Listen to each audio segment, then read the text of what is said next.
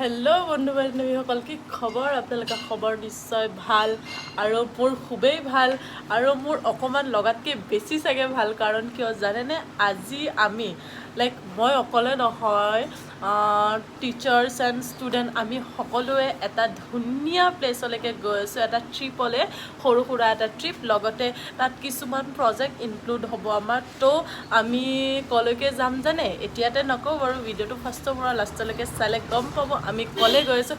তো বলক আমি একদম বাছত লগ পাই আছোঁ। তো এনেকৈ আহি আমি বাছত উঠাৰ লগে লগে বাছৰ ৰিয়েকশ্যন চাওঁচোন সকলোৰে।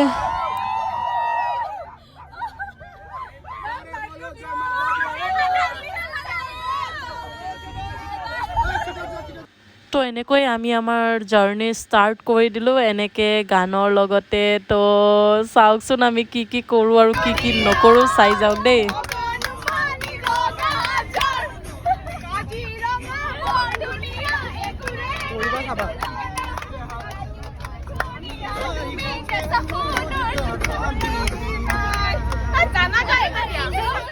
যিহেতু ডান্স কৰি কৰি আমাৰ খুবেই ভোক লাগিলে আৰু ঘৰৰ পৰা নিয়া অকণমান পোলাও খাই লৈছোঁ। যিহেতু আমি ডাইৰেক্টলি জখলাবান্ধাতহে নামিম। তো বলক আমি নামি দিওঁ।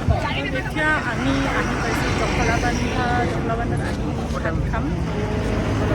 বহুত বেছি খাব লাগিছে, গতিকে খাইছোঁ। আৰু ক'ত যাম এতিয়ালৈকে ফাইনেলটো পোৱা নাই।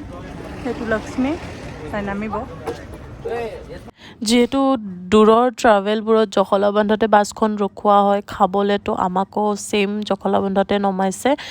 তো সকলোৱে ডিচাইড কৰিছে যে ৰুটি আৰু ভাত খাম। তো চাওঁ আমি কি খাওঁ, বলক ফাৰ্ষ্টটো আমি বহি লওঁ। সকলোৱে বহি লৈছে। তো বলক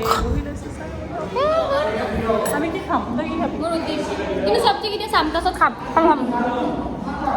মোৰ মানে কি জানেনে, ইমান বেছি বেয়া লাগিছে যেতিয়া মানে লক্ষ্মীয়ে নাহো বুলি কৈছিলে আৰু এতিয়া চাওক সিহঁতৰ মুখবোৰ একদম কিবা হৈ গৈছে ভোকত। ক'ত যাওঁ মানে ডিচাইডে কৰিব পৰা নাই কি খাম। খালে নেকি? অ'কে, কৈ দিয়া। আমি খাম ৰুটি আৰু চব্জি। ৰুটি খাব মানা কৰিছে ছাৰে, ভাতে খাই দিওঁ একো নাই, মানে গেছ হ'ব বুলি কৈছে। এইটো আমাৰ আমি আমি বৰ্তমান আছোঁ এতিয়া জখলাবন্ধাত আৰু এতিয়া আধা ঘণ্টাত পাই যাম চাগে শিৱসাগৰ। আধা ঘণ্টাত পাই যাম আৰু 5 ঘণ্টাত আমি পাই যাম শিৱসাগৰ একদম। অ'কে, আমি শিৱসাগৰ পাই যাম। কেনেকুৱা লাগিছে তোমাৰ আজি এক্সপিৰিয়েঞ্চ? ভাল লাগিছে, কিন্তু ভাগৰ কি কৰিবি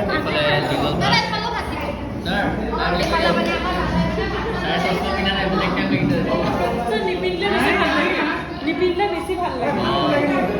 ভাল লাগে ন, বহুত ভাল লাগে। ছাৰক কমেণ্ট দিছোঁ।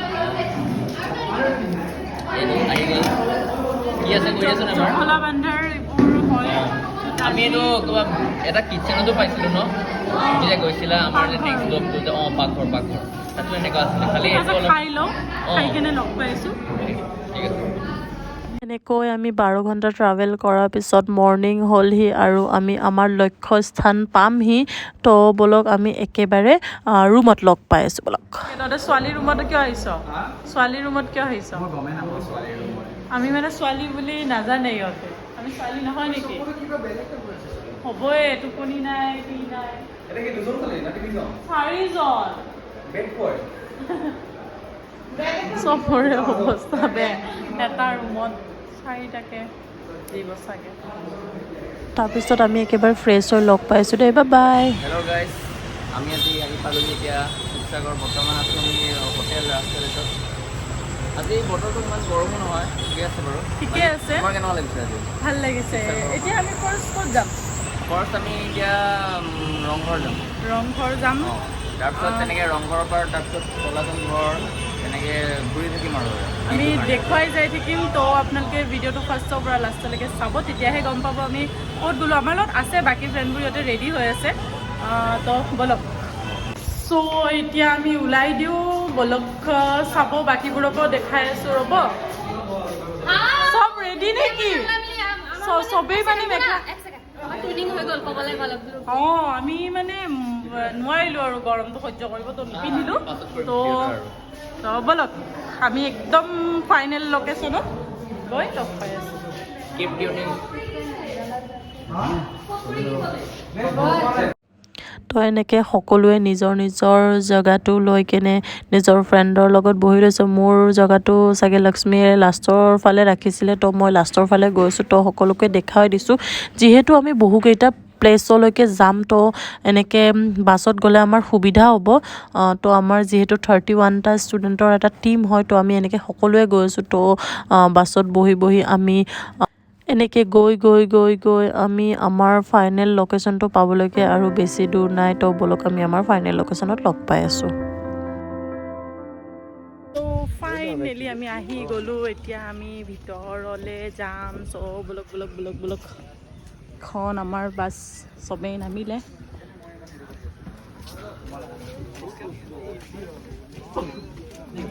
সুন্দৰী কেইজনীক অকণমান জোকাই দিওঁ নেকি চ' বলক ভিতৰলৈকে যাওঁ আৰু ছাৰে আমাৰ টিকেটটো লৈ আছে এইবোৰ বনাওঁ কিয় জানা এসময়ত বুঢ়া হ'লে চাব পাৰিম সেইকাৰণে ব্লগ বনাওঁ আৰু ছাৰে টিকেটটো লৈ আছে ইমান পাঁচ খাই লওঁ চবেই খাই আছে যেতিয়া ময়ো খাই লওঁ सबको मिलेगा ना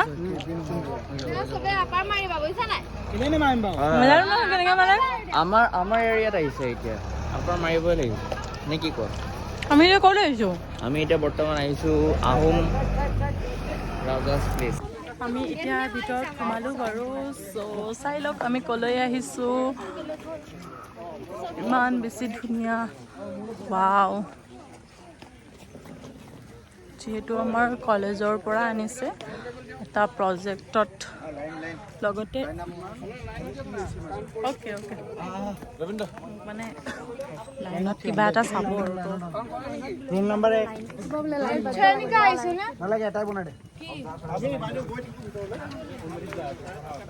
এইটো গাইড কৰিব আৰু আমাক ডাইৰেক্ট ভিতৰলৈকে গৈ দেখাই আছে হাঁহ কণী বৰা চাউল কুলিখাৰ কোলা পানী বেলৰ আঠা শামুক চুপ এইবিলাক দি বনোৱা এই গোটেইখন এখন ৰাজধানী বুলি কোৱা হয় এইখনৰ নামেই হৈছে গড়গাঁও এই ৰাজধানীখন প্ৰতিষ্ঠা কৰিছিল শুক্লাংমুঙে 1239 খ্ৰীষ্টাব্দত सो बोलो আমাক গাইড দি দিলে तो पहले का वो महाराजा का नाम इतना तान क्यों होता था पता नहीं भाई खराब हो जाता है मुख में ही नहीं आता है मुख में ही नहीं आता है हमारा घुलता भी नहीं है मुख में आता भी नहीं है হিৰকৰ টোপনি হ'লনে নাই ভালদৰে সেইকাৰণে চচা পিন্ধি আছো টোপনি হোৱাই নাই বোলে আছে বাৰু বেলেগ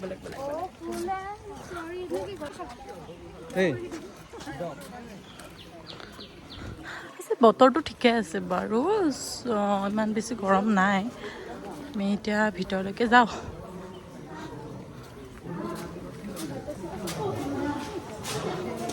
আহোমৰ যুগৰ এইবোৰ পুৰা আন্ধাৰ ভিতৰত কিবা আছে নেকি ভয় লাগিছে পাই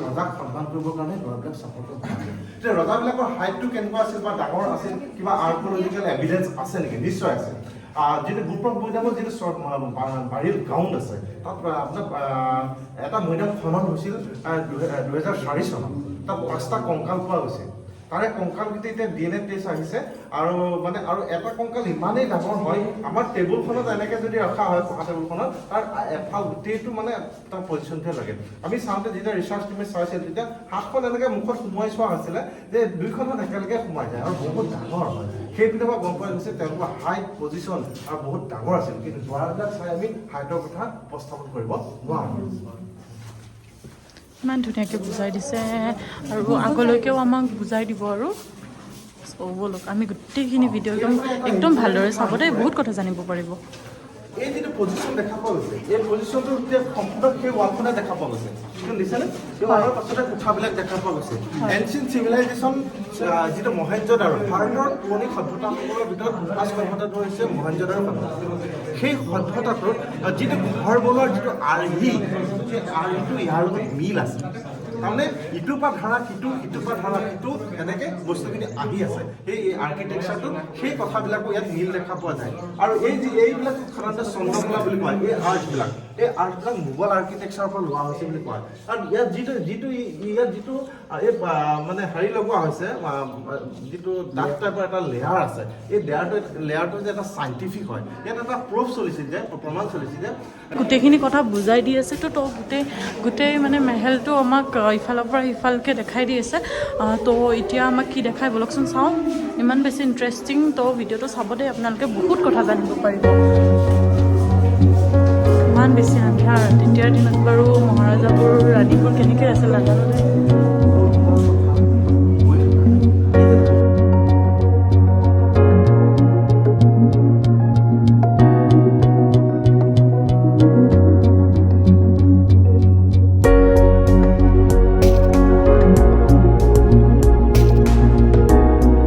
নামি যোৱাৰ ৰাস্তাটো বিচাৰি পোৱা নাই তো এনেকৈ ইফালে গৈছোঁ ইফালেহে মানে ৰাস্তাটো তলত নামি যোৱা বলক ইমান বেছি আন্ধাৰ